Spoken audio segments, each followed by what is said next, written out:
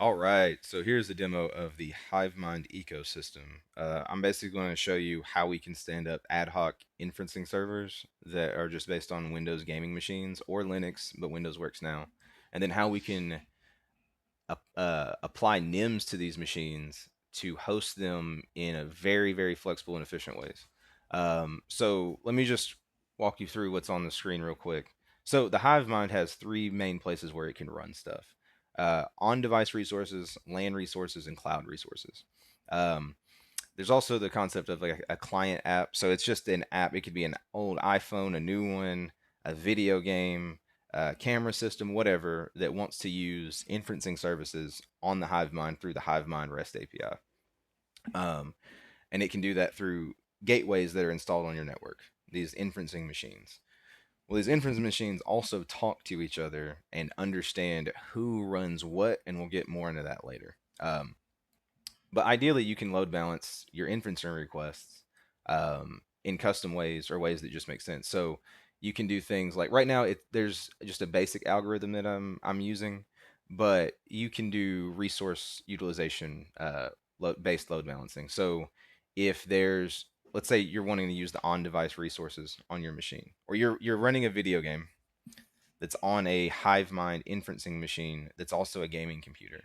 Um, you can use the GPU, the on-device GPU that your game is using, or another GPU that's actually in the system, that's also in the system, so secondary GPU that might not be being utilized.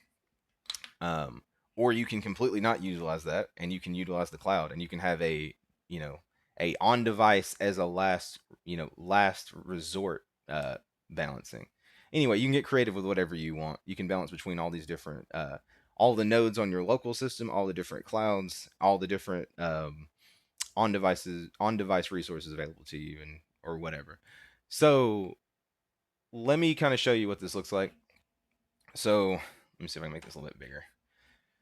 So here you have the cloud endpoints, which are it's just a 4090 rig that I have at my house that's running over my public IP. So you can actually utilize this um, as a cloud.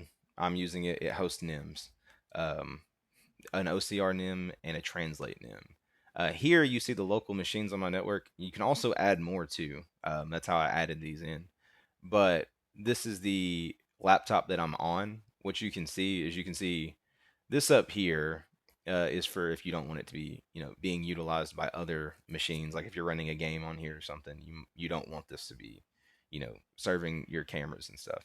But you can go to each GPU that's in the machine, and you can assign one or multiple NIMs. And this can be like an LLM NIM. It can be just whatever you want. It's just right now it just does the translation and OCR are my two examples.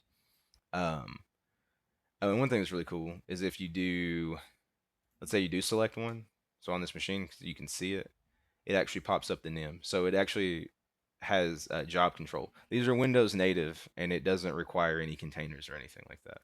And I can get rid of it just by doing that. Boom. And you can see, like, this machine over here has multiple GPUs in it. And right now it'll let you do whatever you want. Like you can put GPUs that don't make any much sense to put together. You can do that, but you can have lockouts. So we can actually guide people to have, like work based, like task based GPUs selected, right? So if you're doing an LLM, you might need L40s or something like that. And you might need a certain amount to achieve X feature for some reason. Anyway, you can do all that, and it will schedule everything around here. So what's cool is I have some test workloads that we can do. So here's like a translate. So this is running locally on my laptop, and it's using the HiveMind. So there's no translate running on my machine, right? I turned that off. There's actually nothing running on my local network that will do a translation service. But the cloud is configured. So check this out. Hey, and what it'll do is, while it's doing that, well, KPASA, I think it worked. And you might not be able to see this, but it tried to do on device first, didn't see anything.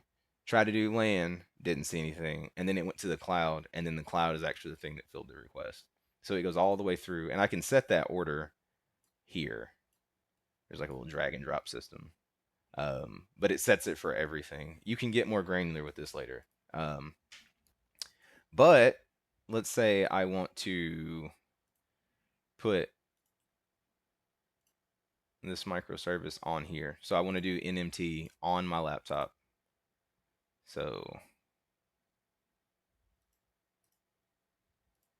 where'd it go?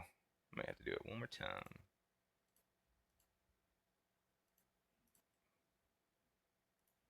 Let me save this. Told you there's some bugs, or I think I did. Oh, the server like died.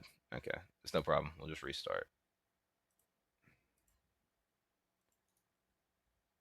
Boop. And it should be the same config.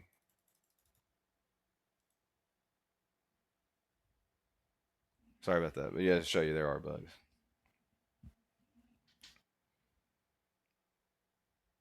Cool. So it's back. And let's say we'll do this. NMT, save. There it goes. And we'll just hit submit here. Just saves everything. And what we're gonna do is I'm gonna run that translation task and see how it goes here. So it goes to on device and it fills it.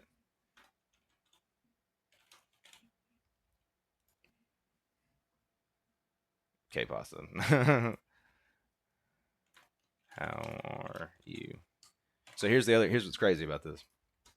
I can kill this over here. Now the HiveMind thinks that my laptop is still running that. So it'll still attempt this whenever I send this over, but it's not gonna be able to do it. On device failed.